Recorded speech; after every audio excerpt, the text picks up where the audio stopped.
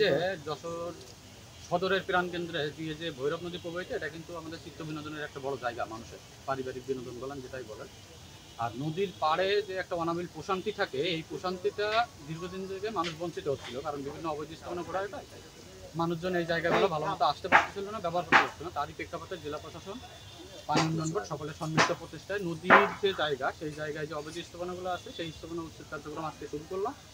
এটা পর্যায়ক্রমে চলতে থাকবে। আমরা পর্যায়ক্রমে জেলা প্রশাসন, উপজেলা প্রশাসন সকলের সাথে মিলিতভাবে ম্যাপ অনুসারে নদীর জায়গা নির্ধারণ করব এবং এই উচ্ছেদ অভিযান চলতে থাকবে। উচ্ছেদ শেষ করার পর আপনারা কি করবেন? এখানে উচ্ছেদ শেষ করার পরে আমাদের যেটা পরিকল্পনা আছে সেটা নদীর জায়গা আমরা কাঁটাতারের বেড়া দিয়ে একেবারে ঘিরে ফেলবো। ঘিরে ফেলার পরে তারপরে জেলা প্রশাসনের সাথে সমন্বয় করে একটা সম্মিলিত সিদ্ধান্ত নিব যে এখানে বৃক্ষরোপণ করা যায়, যা মানুষের বিনোদনের জন্য কোনো ব্যবস্থা করা যায়, এটা আমরা সম্মিলিত সিদ্ধান্ত নিব। এই অভিযান অব্যাহত থাকবে। আজকে কোথায় কোথায় করলেন? আজকে আপনার ভৈরব নদীর দড়াটানা অংশে করলাম। নেক্সট টাইম আপনার যেটা হবে, আমার আগামী সপ্তাহ থেকে আমি দড়াটানা ব্রিজের উল্টা পাশে যে অংশটা আছে ওই অংশটায় আবার আমার উপজেলা প্রশাসনের সার্ভেয়ার, আমাদের সার্ভেয়ার সহ সীমানা নির্ধারণ করে ওটা আবার এর পর্যায়ক্রমে পরবর্তী স্টেপে আসবে। আপনার নামটা কি? আমি পলাশ ব্যানার্জি, নির্বাহী প্রকৌশলী, পানি নম্বর যশোর। আর কি কিছু সাথে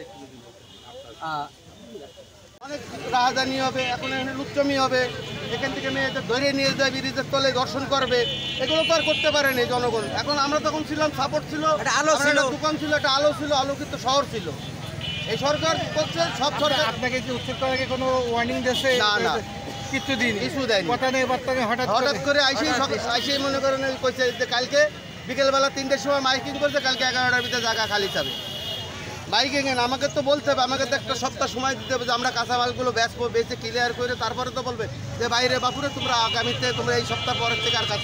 এই যে আজকে পিলার পড়ছে, আজকে তো কোনো কিছু করবে না, এখানে তো হাসপাতাল করবে না, এখানে জনগণের কোনো উন্নয়ন কাজ করবে না, এখানে ব্রিজ করবে না, কালভার্ট করবে না।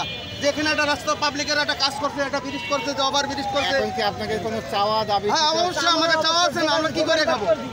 আমরা কি করে খাবো? আমাকে একটা পুনর্বাসন না দিয়ে আমাকে এই জায়গাটা উচ্ছেদ করে দিতে।